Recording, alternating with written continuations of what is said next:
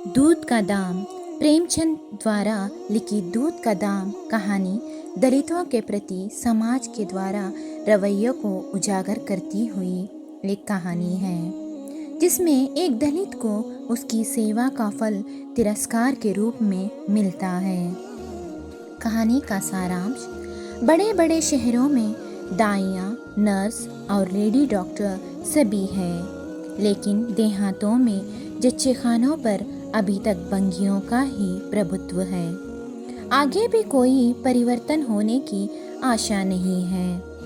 बाबू महेशनाथ अपने गांव के जमींदार थे, शिक्षित भी थे और उनकी पत्नी गर्भवती थी, इसलिए वो अपने गांव के जच्चेखाने में सुधार चाहते थे। लेकिन इन सब में बहुत सारी बाधाएं थीं।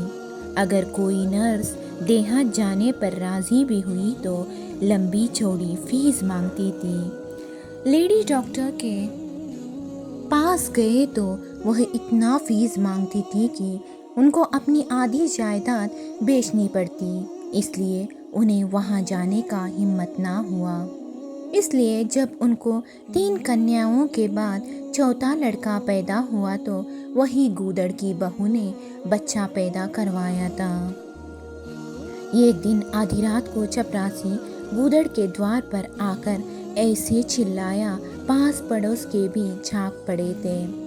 गूदड़ के घर में इस शुभ अवसर के लिए महीनों से तैयारी हो रही थी, क्योंकि अगर महेशनाथ के वहाँ बेटा पैदा हुआ तो बच्चे के पैदाइश पर मुंह मांगे तोहफे मिलेंगे। इसी के लिए गूदड़ और उसके पत्नी बूंगी के बीच हमेशा शर्त लगा रहता था। जब चपरासी आकर पुकारता है तब बूंगी अपने 3 महीने के बालक को गूदड़ के हाथ में देकर सिपाही के साथ चल खड़ी होती है। जब गूदड़ भी जाने का मांग रखता है तो बूंगी कहती है, बच्चे को वही ज़मीन पर सुला दो, बाद में आके दूध पिलाऊंगी कहकर बच्चे को वही ज़मीन पर सुलाकर दोनों वहाँ से चल पड़ते हैं। इस बार महेशनाथ के वहाँ 3 लड़कियों के बाद चौथा लड़के की पैदाइश होती है, इसलिए बूंगी की भी खूब खातिरदारियाँ होने लगी। गूदड़ को भी भरपूर परसा जाता था। बूंगी अपने बच्चे को दिन में 1-2 बार दूध पिलाती, लेकिन मालकिन को दूध ना रहने के कारण बूंगी का दूध महेशनाथ का बेटा पीता था। मालकिन अपने बच्चे को अच्छे से देखने के लिए बूंगी के पास कहती है।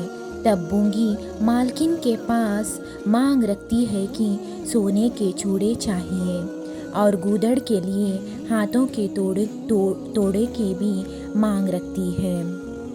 बच्चे को दूध पिलाने के कारण मालिक के घर में बूंगी का राज्य था, लेकिन बूंगी का शासनकाल साल भर से आगे ना चल सका, क्योंकि वो अछूत थी। इसलिए मोटेराम शास्त्री उसके विरुद्ध हो गए। इसी कारण बूंगी को गद्दी से उतरना पड़ा, लेकिन बूंगी को सब कुछ आखिर में देकर भेजा गया। सोने के चूड़े, सुंदर साड़ियाँ, दान दक्षिण, और वो अकेले ना ले जा सकी। इसी साल गांव में प्लेग आने के कारण गूदड़ मर गया। बूंगी अकेली रह गई। वो घर से बाहर निकलना भी छोड़ दिया। इस कारण लोग समझ गए बूंगी भी मर गई। लेकिन 5 साल बाद घर के पास चौधरी आकर काम के लिए बुलाते हैं, तब वो बाहर आई। बूंगी का बेटा मंगल दुर्बल था, रोगी रहता था, लेकिन भगवान के दया से दौड़ने लगा। महेशनाथ का बेटा सुरेश के सामने मंगल बहुत लाचार था। एक दिन बूंगी महेशनाथ के घर का परनाला साफ करते समय सांप के काटने के कारण उसका मृत्यु हो गया। मंगल अब अनाथ था। महेशनाथ के घर के सामने एक नीम का पेड़ था, इसी के नीचे मंगल रहता था। महेश बाबू के घर का जूठन खाने के लिए उसे मिलता था। सोने के लिए एक फटा टाट का टुकड़ा था, 2 मिट्टी के कटोरे थे। उसके पास चाहे जाड़ा हो, गर्मी हो, बरसात हो, वही नीम का पेड़ उसका घर था। उसका साथी सिर्फ एक कुत्ता था। उसे कोई भी बच्चा भी खेलने के लिए ना लेता, क्योंकि अछूत होने के कारण।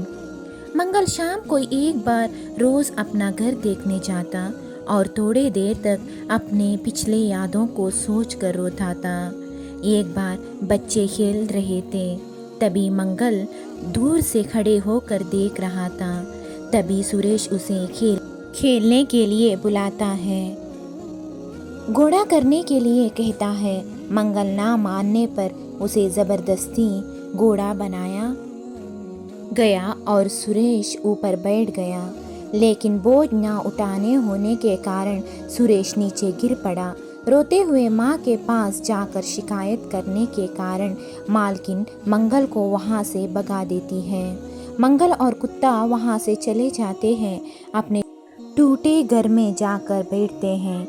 लेकिन भूख के कारण वे दोनों रुक नहीं पाते। आखिर वो दोनों महेशनाथ के घर लौटते हैं। फिर उनको खाने के लिए जूठन मिलता है। दोनों वहीं नीम के नीचे पत्थल में खाने लगे। मंगल एक हाथ से टॉमी का सिर सहलाकर कहा, देखा, पेट की आग ऐसी होती है। लोग कहते हैं दूध का दाम कोई नहीं चुका सकता, और मुझे दूध का यही दाम मिल रहा है।